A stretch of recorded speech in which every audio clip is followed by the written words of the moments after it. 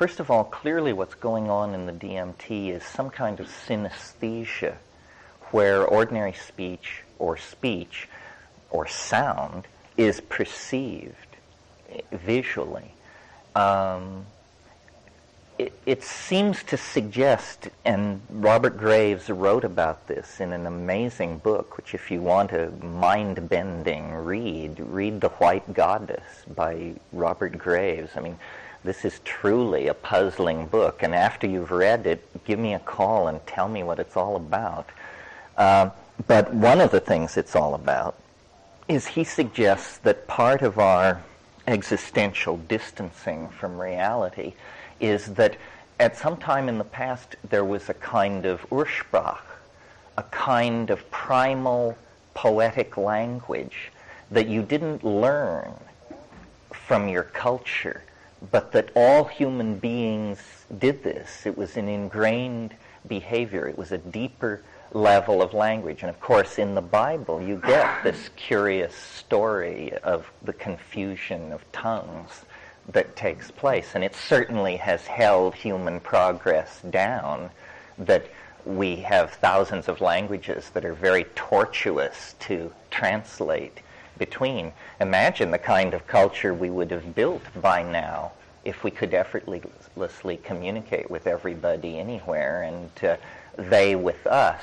Well, so this synesthesia thing seems to be the direction in which language has to go in order to be universal. It has to be beheld. Acoustical signals don't do it.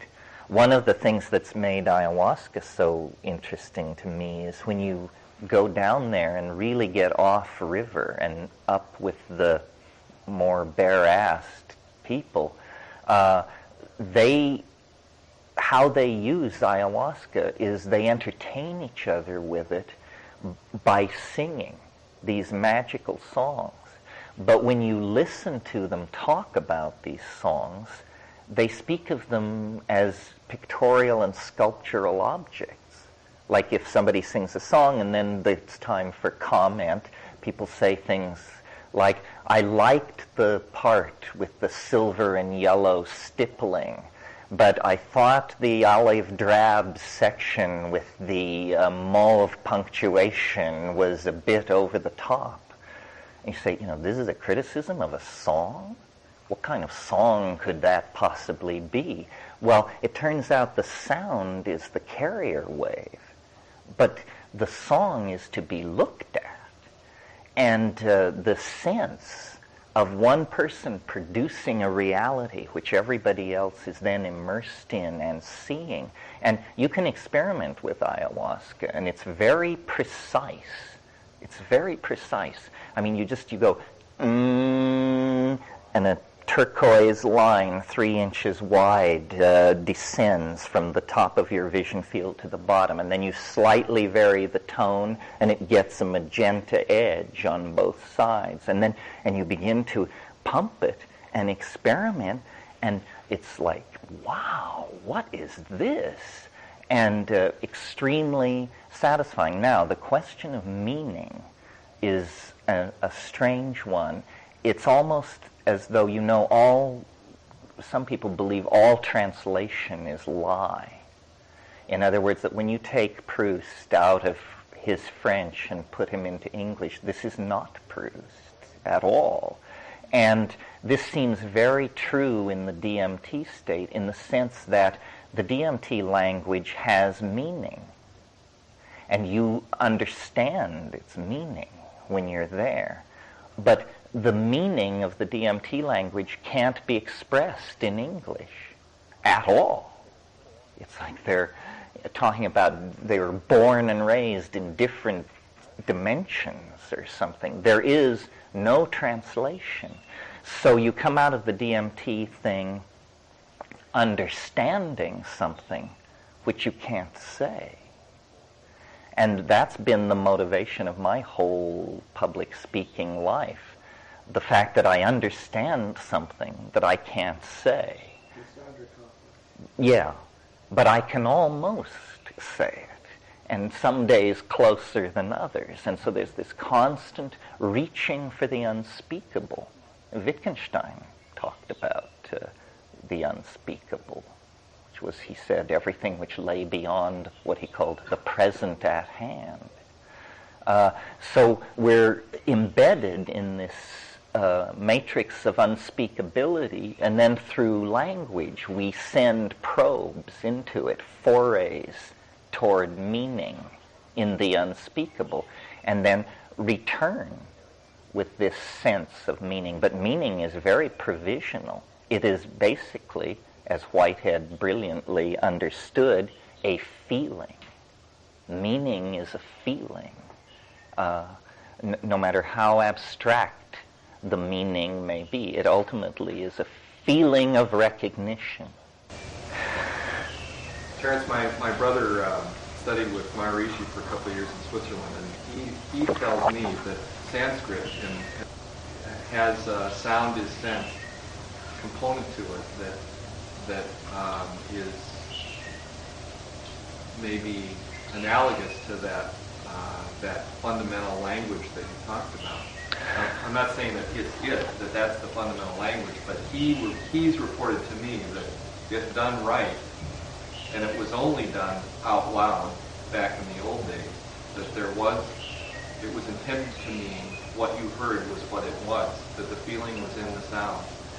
Yeah, well, I've spent a fair amount of time, not recently, but I remember it pretty well, studying Indian thought about sound. And it is a very profound and deeply worked out system, and it is definitely analogous to all of this.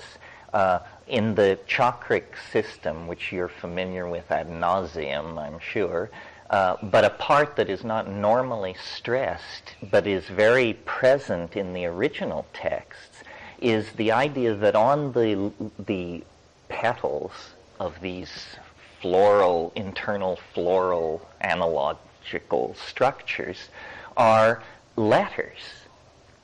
And this is an extremely peculiar doctrine. Letters, which are sounds, seed mantras, and of course Vedic metaphysic is a whole theory of vibration.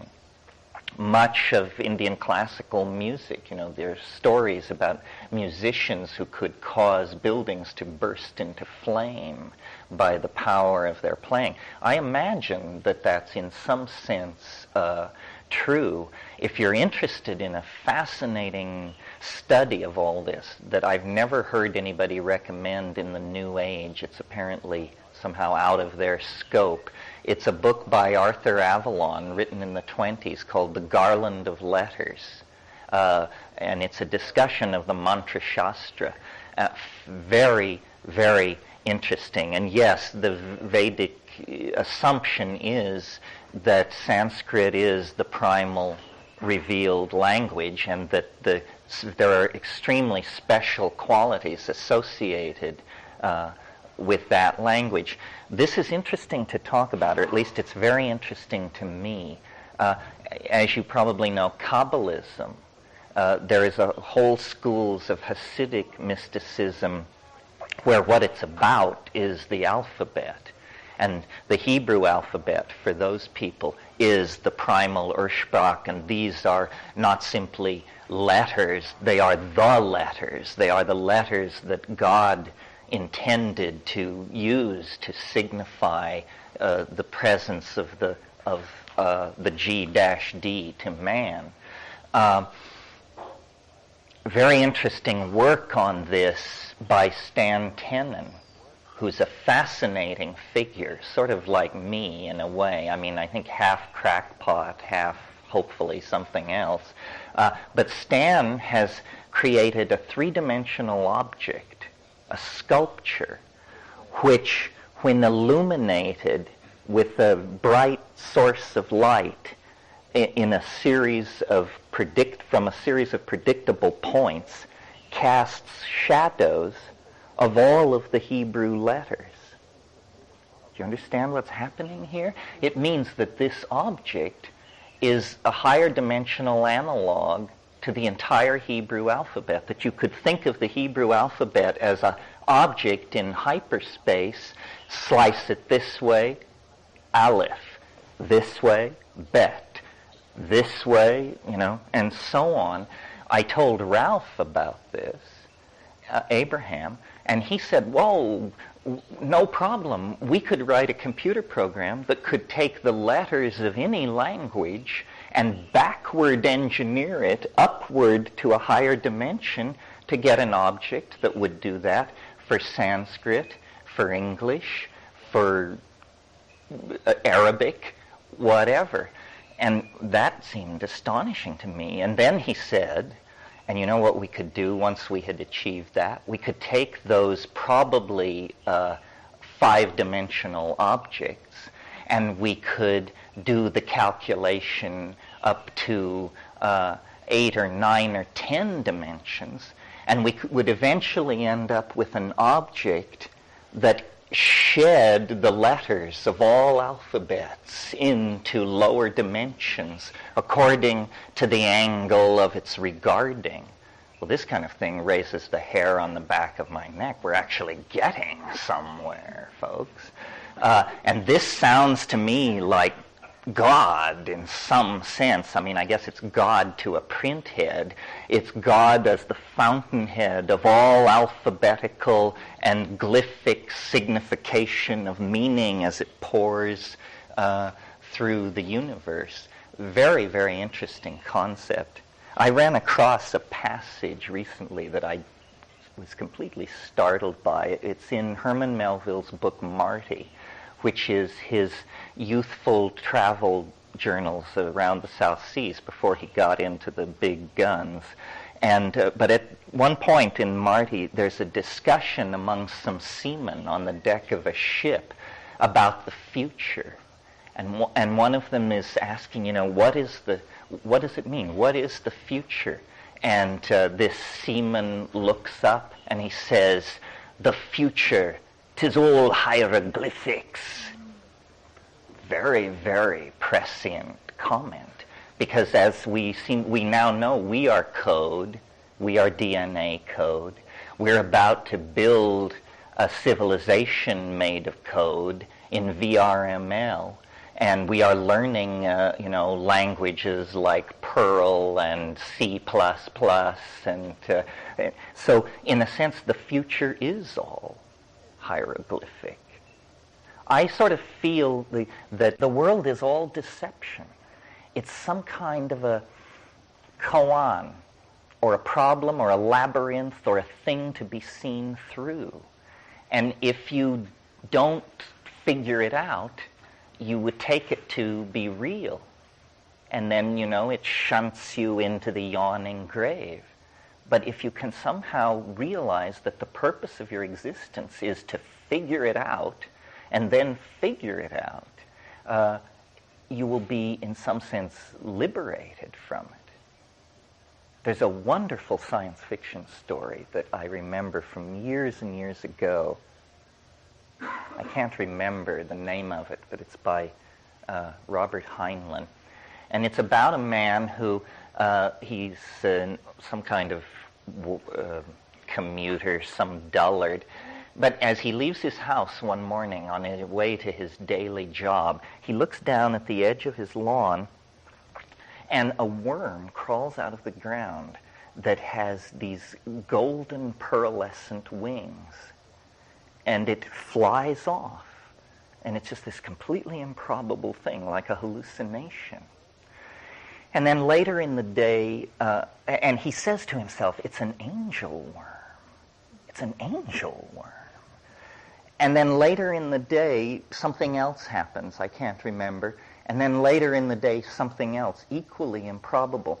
And in the evening, he's sitting, considering these three unlikely things, and he realizes that the E-mat has slipped in the cosmic book, and that he was supposed to see an angle worm, but he saw an angel worm because the E had jumped position in the line of type that was describing what was going on. And then he begins to pay more and more attention, and he realizes then that he can find these typographical errors in reality. I only like the story for the idea that the world is made of elements that are completely hidden from us and don't betray themselves unless there's a glitch in the assembly languages, in the deeper levels of the system. And that's the raison d'etre for probing the edge, because those are like benchmark tests for the cybernetic system we're in. You know, you want to push it to the limit. Of course, the system can add 2 and 2, but, you know, can it carry out these complex factorial processes where if we're being shucked and jived, it might betray itself? So the technique then is to keep looking for just a chink in the door, just one way in. And psychedelics are it, as far as I can tell. And then, of course, some psychedelics more than others. But more and more, I have this intuition that the world is like a literary construction of some sort. That this is much more like a novel than it is like the world of physics and entropy and equilibrium that we're cheerfully assured we should believe it is. Because what we feel in our own lives, I think, is the invisible hand of an author moving us to this affair, this decision to move, this career choice, this drug trip, so forth and so on. I mean, it is a very authored feeling to reality. And it hints that, as it says in Moby Dick, all visible things are but as pasteboard masks. If you would strike through the mask. And similarly obsessed and transcendental ravings. I just saw Moby Dick recently. I knew that Ray Bradbury had done the screenplay, and it's brilliant. But what I had forgotten was that John Huston was the director. God, it's amazing. I mean, it's nothing like the book, but